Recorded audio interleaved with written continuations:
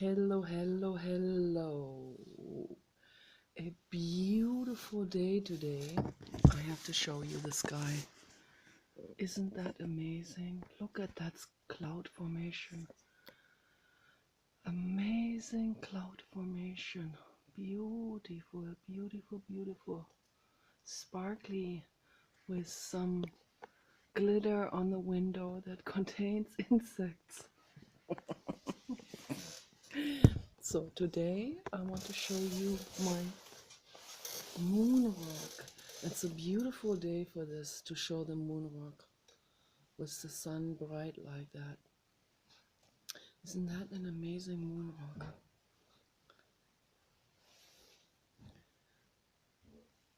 Moon rock video for Sandy.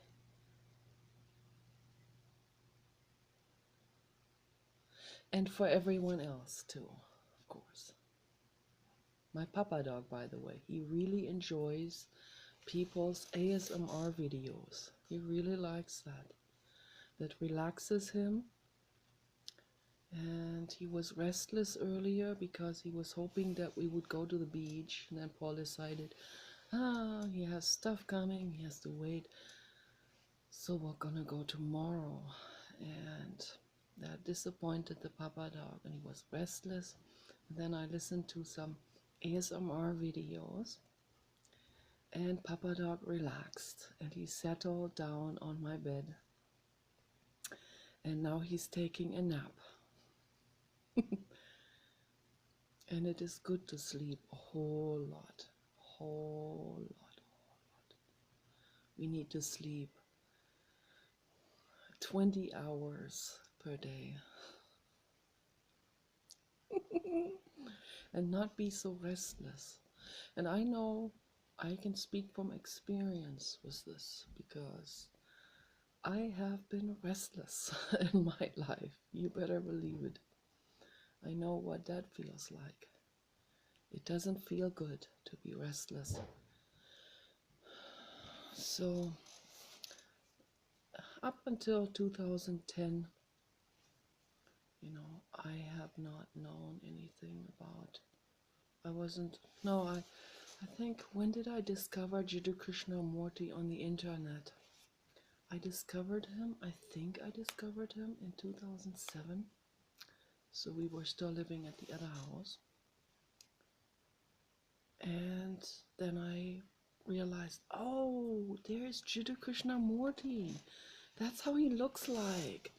Because my friend Annalise, my former child play therapist, she was a huge fan of Jiddu Krishnamurti. And one time because we had a debate on the phone, we were living in LA, in Marina Del Rey at that time, and it was after the attack on the Twin Towers. It was in 2002. I think that's when Annalise and I had these discussions on the phone.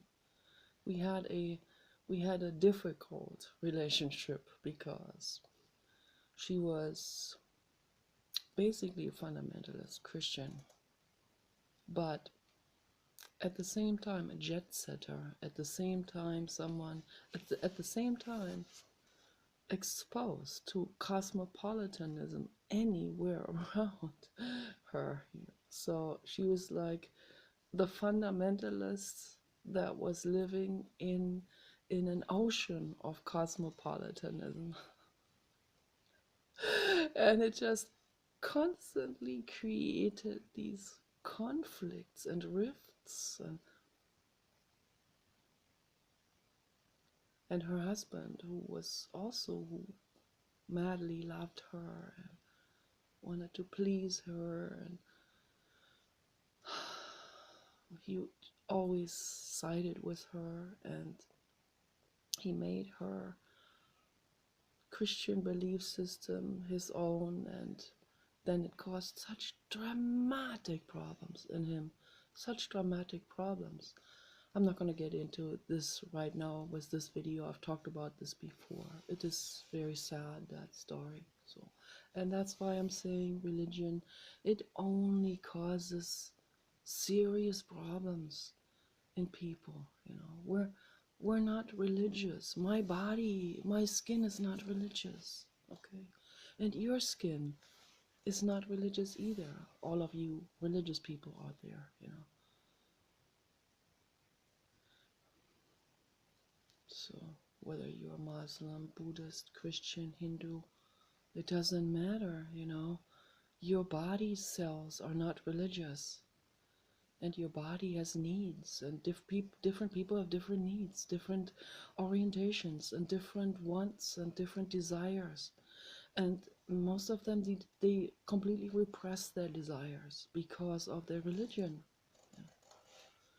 There are men on the internet that are lusting after women, particularly, and this is the strangest thing there is. They are lusting after the witchy kind.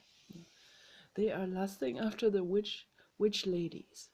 And I've seen them also in conversation with each other, where they said, yeah, but I like the mean ones. And the other guy, yeah, isn't that terrible? Same here. And I like the mean ones. You know what the mean ones are, in their opinion? The mean ones are the actual empath. The mean ones are the empath ladies in the world. The indigos and the angels. They call them the mean ones. The ones that are offering love to the world. And the reason why they call them mean is because they go against their egos and against their religion. That's why. That's very interesting. I'm still exploring on the Leonard Stetchik syndrome. Came across an empath video. There's a lot of empath videos out there from people that are very, very, very scared to be seen and even voice recognized. So maybe some of them are famous, some of them are known, and that's why they don't want to be shown. So there are these, animation, fantasy, photo, Celtic, type of drawings and robot voice videos about empath, and they too are exploring, and I'm not making fun of this at all. I understand that they're afraid. There's a lot of people, like Kevin Camper Van Kevin said, some people are not right in the head, and there's a lot of those out there that are not right in the head. And the internet, see, this is what happens. The internet suddenly, it's like, whoop, it opened up the door to the world. It opened up the door to those people that have resided in enclave situations before. People in rural United States and in other enclave situations around the globe, from Amish people to Mormons to Jehovah's Witnesses and fundamentalists and much worse, that have been living completely locked away from the rest of the world in religious suppression groups, religious cultist groups, and cultism is the same thing as religiousness. It's the same thing. It's just a cult is just a smaller religion. That's all it is. Religion, organized religion is cultism on a massive scale. That's all it is. And some people live in these enclaves, and they don't even get to see anything in the world. They never got to see anything. I know this from this community here is a little bit more cosmopolitan because a lot of people from the big cities are moving here because, like, hey, this is a nice community, let's retire here. Okay, so because of this, there's a lot of people from San Francisco and LA.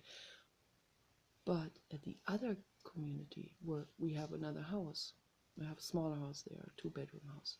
In the other community, we go back and forth.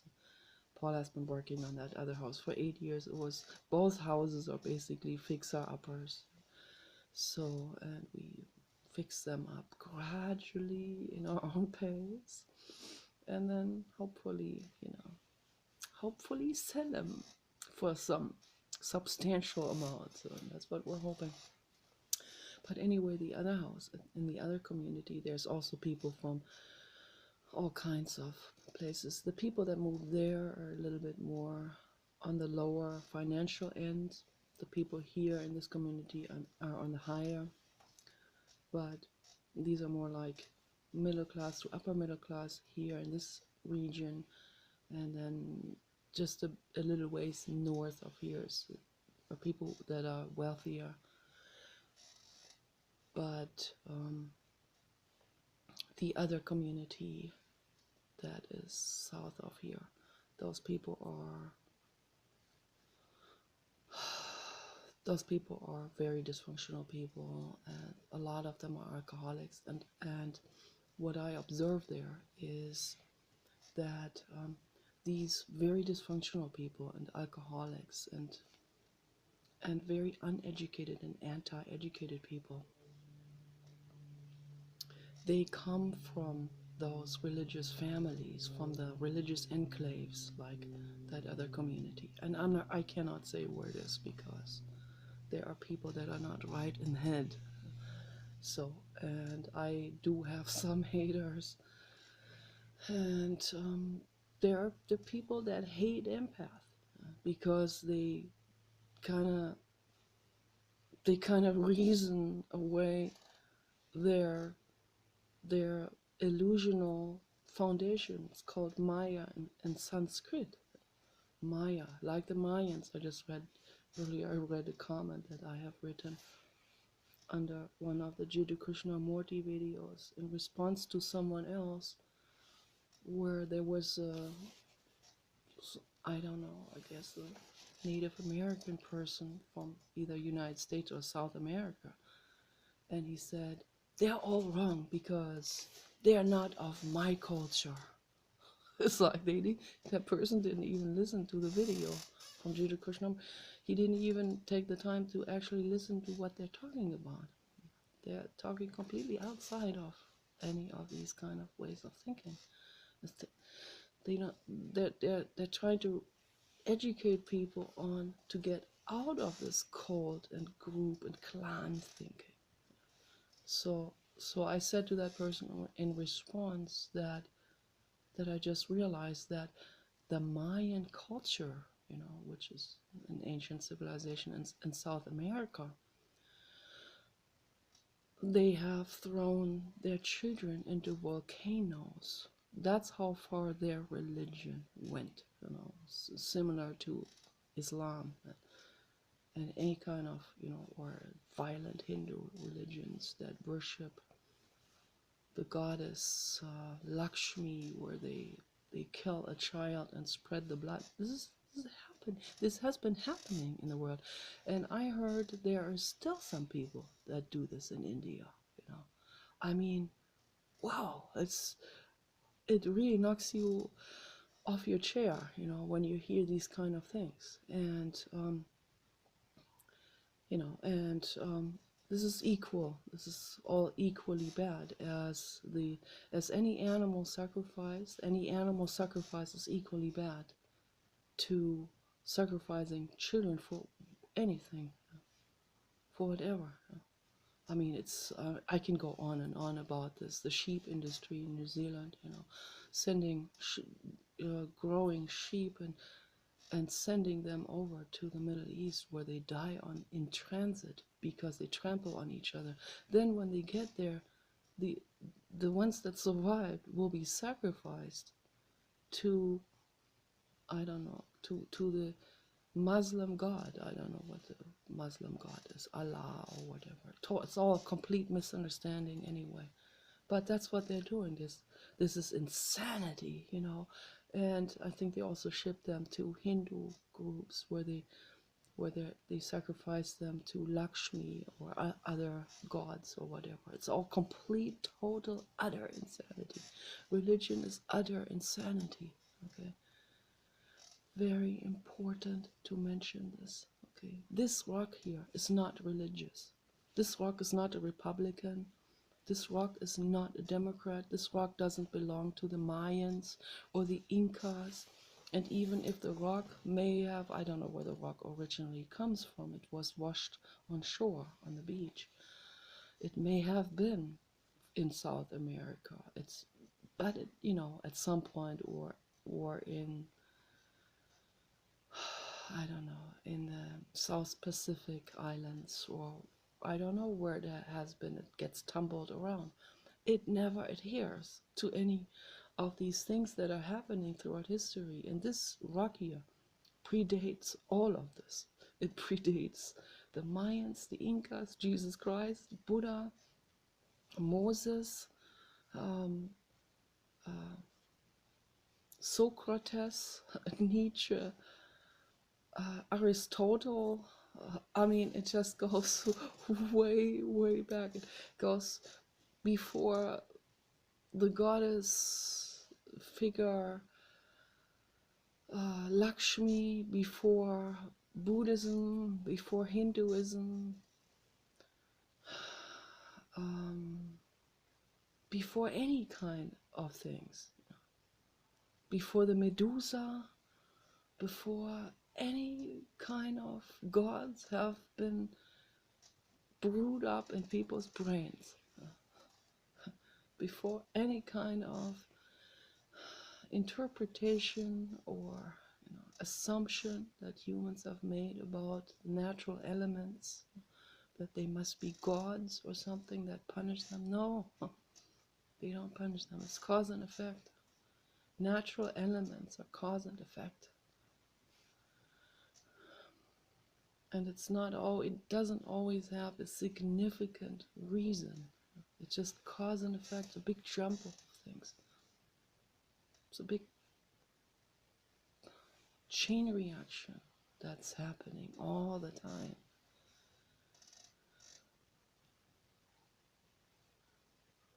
And that's okay. We're here not to create religions. That's an intellectual dishonesty to do this. We're here to make the world better. We're here to value things like this rock. We're here to make everyone happy. Okay, that's really the meaning of life. The meaning of life is love, and love is compassion. Okay, and it's happiness. It's making someone else happy and feel good. Okay, that's what the meaning of life is. It's very hedonistic, but not hedonistic in the sense of leaning back. That's what a lot of hedonists are doing.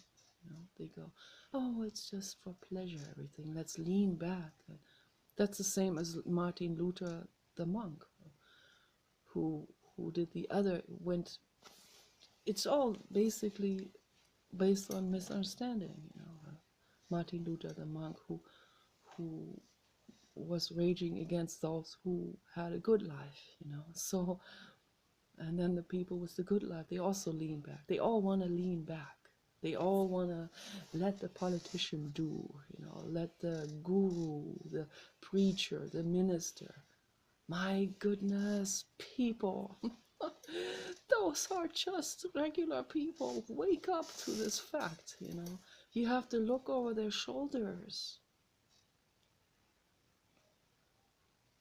I know a minister, he's a real estate agent, but he's also a minister. We found out about that later. But when I see him, it's like hugging a girl, He's like a girly little boy. And in his private time, he wears wigs and dresses, okay? And then he goes back to his mother, who has full control over him. This is sad, is this? My goodness. And then he goes to his church, and then he preaches the Bible there against homosexuality. And do people see this? I don't know. It's like, do you see how sad this is, people? Do you see that? I just wished I could help people to become aware. There's a lot of people out there on the internet, a lot of gay men out there that are preaching against homosexuality tooth and nail. The other day on the channel, the Atheist Experience, they had a live chat.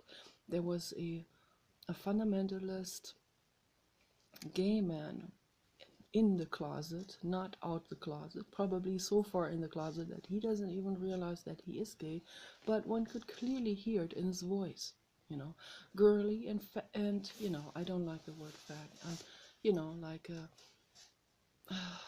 in German they have a nicer word for this, like um, girly, girly.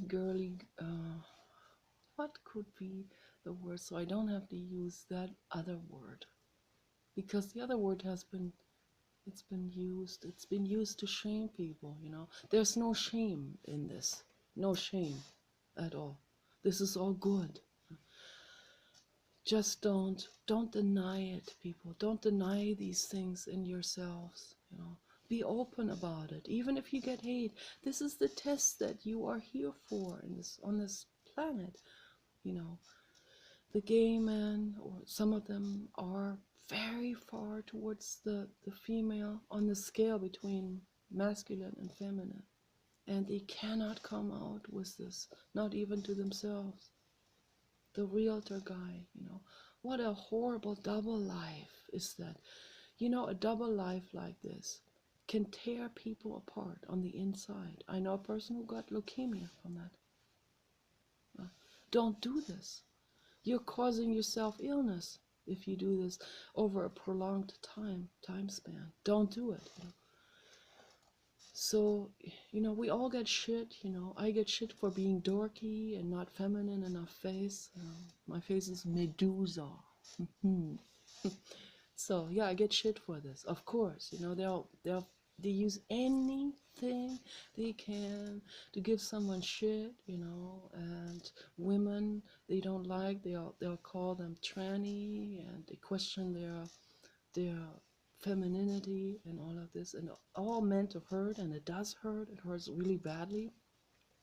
It's a lot of shaming going on from people who have been shamed and who are very sad and who are actually very much suffering, and they don't want to feel that vulnerability. They don't want to, so they live a life of complete, whether they are actually gay or whether they are straight, but they want to be giving out a certain self-image to the outside world.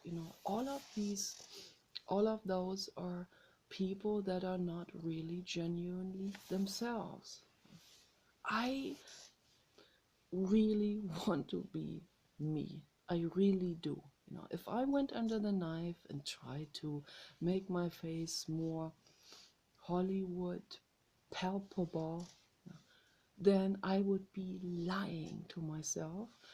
I would sell myself as a girly faced doll, which I'm not. I'm a harsh faced woman.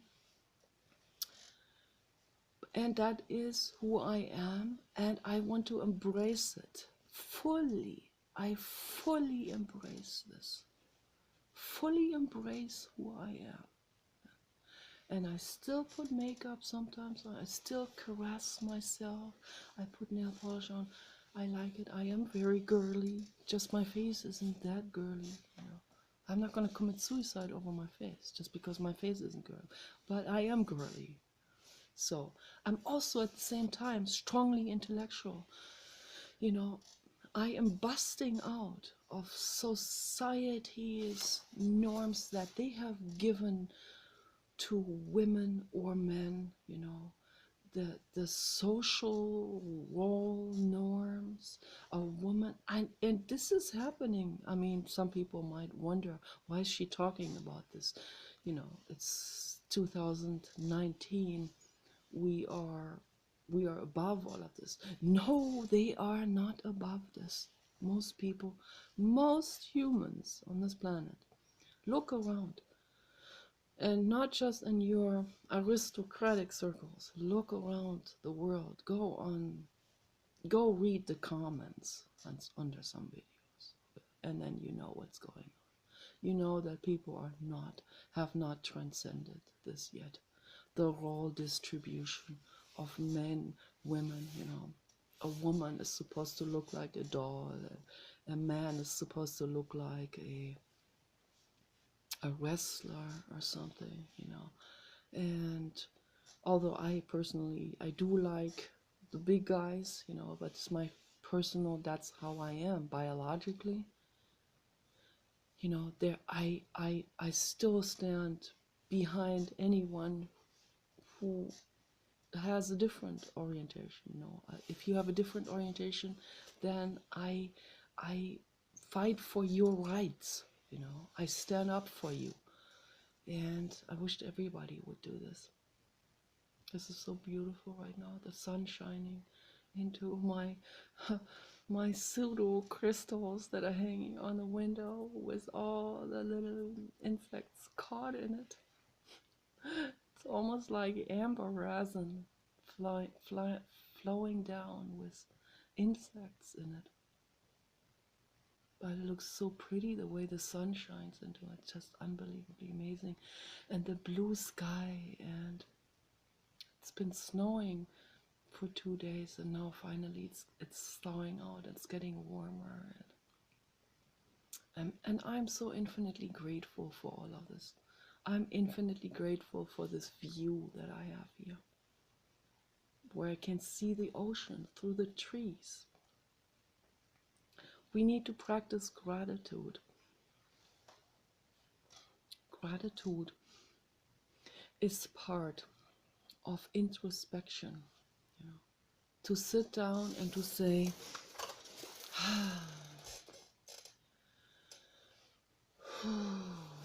like this, nice. Wherever you are, whatever your story is, you sit down and you say, nice. Even if it's not so nice, you ask yourself, and that's an exercise from Tony Robbins, very important one, and I think he got it from Napoleon Hill. So Napoleon Hill is really the forefather of all of those coaches and new age people, and he came up with the basis, the foundation of changing our mindsets. And this is a little bit old-fashioned English, and so I guess a lot of people are getting bored reading this because they can't really relate to it. So, but that's why we have all these other amazing people like Tony Robbins and T.L. Swan and Esther Hicks to translate these things for us. So, and I know Paul was going to interrupt my video again, and he did yesterday.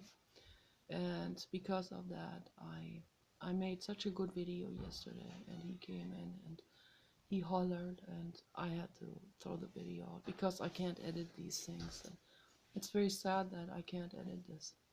I wished I could edit this. Maybe I can find an editing program on the Chromebook, for the Chromebook also. That would be really awesome. But I upload these videos directly to YouTube. So it's, all of this is like, we get mad at other people. I get mad at him for being klutzy and all of this. But what I really need to learn is I need to learn to create my life in a way where I circumvent these situations that are always coming up over and over and over again. And then I get mad, I feel ignored, I feel like he doesn't see my needs, he doesn't take my videos seriously, he doesn't appreciate my expressions and art and all of this. That's why yesterday I cried because of that, because I felt like it's just ongoing, right? And it's good to cry, but then I need to sit down and I need to ask myself, there's a lot of things, what is good about him? There's a lot of things good about him. And I feel safe being with him, living with him. He's a real friend, so I know that he really cares. He's just so much wrapped up in his own stuff. And his own stuff is like so different from mine. He lives in a techie type of world. Everything techie, everything home remodeling, tools. This is like when I talk about Friedrich Nietzsche, he talks about a drill motor. That's how different we are. We're actually like polar opposites on that pearl and pearl scale of masculinity versus femininity. Brain wise, he's kind of like he's a smaller guy, not a muscular kind of guy. But his brain is totally on the extreme masculine, while mine was the extreme opposite, the extreme feminine, even with that Medusa face. So, and I think maybe this is an opportunity for me because of that to teach people in the chat room or anywhere, in comments on YouTube or in comments in philosophy groups on Facebook, that look, you got to really listen to someone else. You gotta stop and listen and really see the other person. Let's take a fundamentalist or some kind of uneducated person in a rural community. A guy who thinks that he's supposed to hunt or something. It's awful. I don't even want to say the word. So my message to that person is, stop whatever you're doing and sit down and breathe and ask yourself the question, what is there that's good that I have in my life right now? What is good? What's good about my life? What's good about your wife? Most of them have a wife, and most of them have a whole bunch of kids. So, my question is, ask yourself, what is good about your wife? Most of them complain about their wives. Their wives get older at some point. They're no longer interested in them. Then they feel stuck. They feel like they have to live there because they have no money where they could get out and bang other chicks that are younger and whatever. They don't have the luxury that Hollywood men have. So, but my question is, what's good about your wife? Think about 10 points that are good about her, and then sit with her, not in a sexual way, and not in an angry way, not in an agenda, but sit with her for a cup of tea. Not alcohol, not something that is brain stimulating, but just sit there with a calming tea. Maybe chamomile would be good. It's a nice contrast to this hyper agitated life. Sit down and breathe deeply through the abdomen. Hold the breath and slowly, gradually breathe out.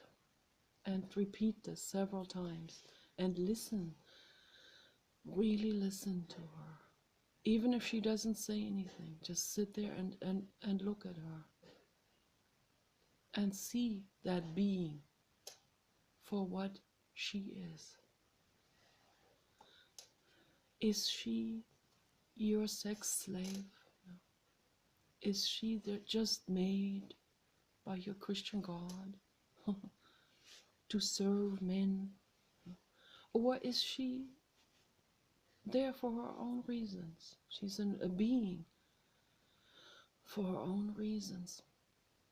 So I want the women to do the same thing for the men. Vice versa. We do this for each other. Every person doing that for another. And then let's do that for the animals. Okay?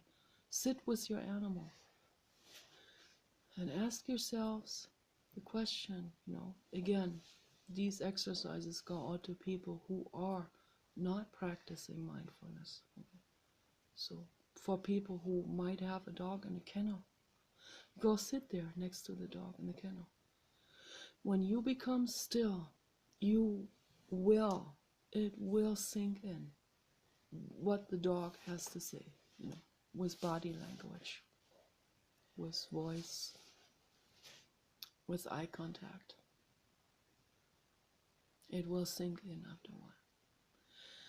It will sink in that you have imprisoned an innocent being. Right? So go and open that door to that kennel.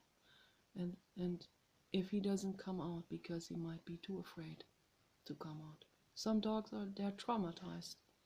They don't even come out of the cage because they're traumatized.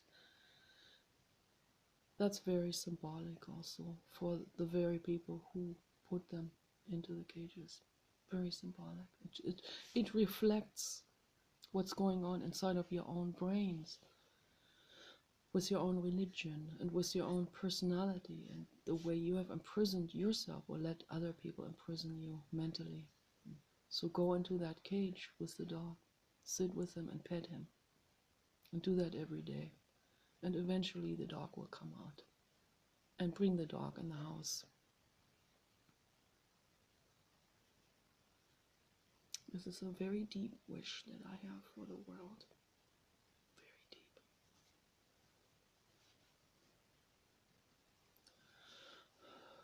You are not separated from your dog, okay? You are the dog, and the dog is you. We are one, okay? All beings, we are one. We are in one soup. We're in one primordial soup. We're in one matrix. A lot of you have watched these sci-fi films. Yeah. And there may be a lot of wisdom in it. Moving into some of those sci-fi films. I watched the one with Henry Rollins making certain robotic parts for people's brains. I love Henry Rollins. What an amazing character. And I thought, why put Henry Rollins into the nerdy professor role? I wanted Henry Rollins because to me, that's a super masculine man. Not just to me, I mean, in general sense. But the reason why they put him into that role is because, I guess because most women have this thing for this very specific type of Hollywood star, like Brad Pitt,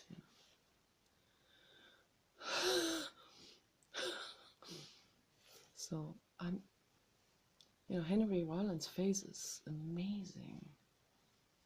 I've been a fan of Henry since the 80s. Black Flag. We were all nuts. We were all crazy over Black Flag. And the Henry Rollins band. And his amazing, powerful lyrics and powerful music and powerful poetry and spoken word. So I wanted to see him, I want to see him in the lead role. I want to see him romantically getting involved with a beautiful woman. So, but we all have different tastes, so I guess. But they put out a certain image, a certain prince look, and then everyone goes, yeah, that's the prince look, or everyone goes, yeah, that's the princess look. And I even saw a doll the other day, a makeup doll, to put makeup on. I saw it in one of those ASMR videos, a very pretty doll, but that doll looks exactly like Kim Kardashian. So it's like, okay, this is the princess now, and you cannot look any different than that. So the doll has to be made exactly in the image of Kim Kardashian, who herself had been made in the image of her plastic surgeon. I mean, it couldn't be any more ironic, the whole thing. So, no, I stand with my Medusa face. I do, and I don't want to nip tuck either. No, I'm not gonna get into it. But I'm gonna show you, Sandy, I'm gonna show you what I've already talked about the other day on Facebook. I wanted to show you my Dr. Hauschka. These are just two things that I have here right now for that belong to the makeup, and so this is what I do for my bags and stuff. So this one here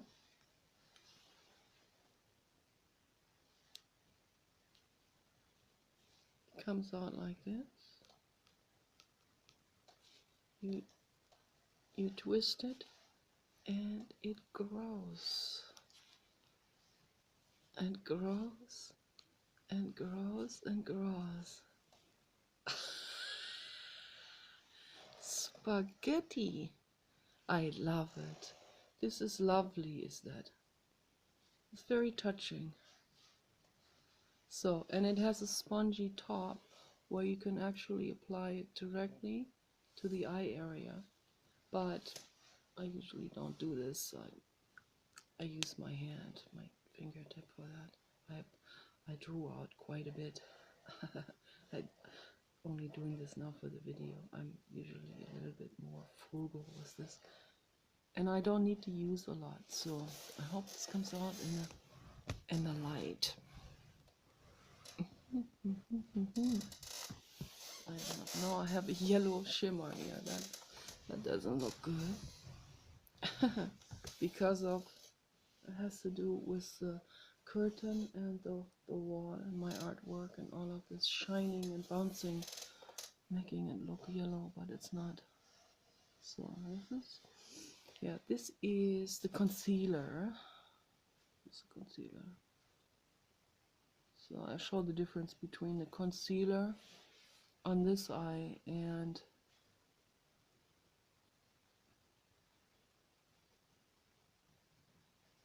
I also go into this here. I actually go around the whole eye area with whatever concealer or foundation. And I also make my own, like I told Sandy already, I make my own foundation and makeup and concealer.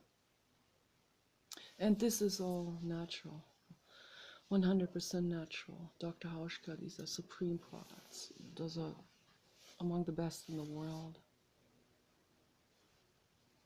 Maybe the best.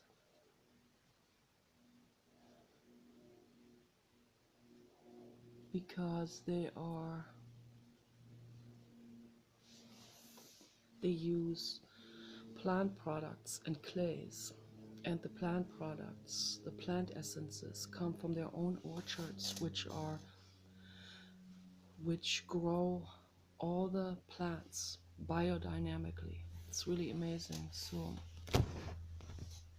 maybe I can see. It's kind of difficult to see, but yeah, it does work. It's quite nice. Maybe I'll make another video sometime where I put my eyeshadow on it. I have different eyeshadows. I made some myself also, and I also have some from the Dollar Tree store, from Wet and Wild, and those, they don't test on animals, so that's why I bought those. And Pacifica also doesn't test on animals. I have a mascara from Pacifica, which is great. They also use natural things. So this is the difference between them. This is not much of a difference. This seems like, okay, this is the foundation and this is the concealer. So, and they both have about the same consistency. Oh, I got it on my jacket. Oops. Okay, I'll put this on here. I'm already sweating. I gotta take the jacket off. It's getting warm. Okay. Okay.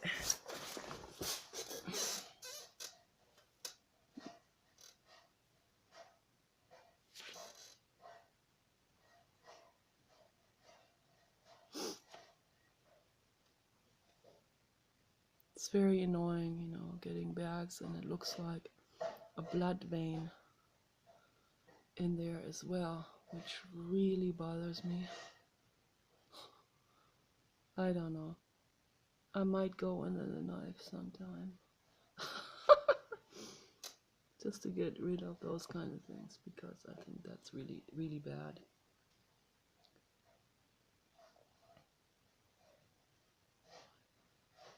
Clay though, clay helps, you know, clay masks help. And it smells so good. Lots of clay masks. If we can have time to do this every day, pack the clay mask fat into all of this kind of stuff. And then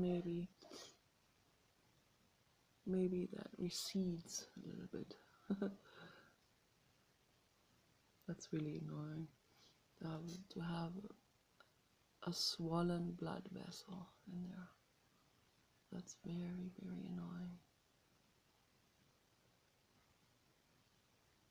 Yeah, so it works a little bit, the concealer and the foundation, but I mean, it works as good as it can work, but you know, it's not like you're not gonna look 30 years younger with it.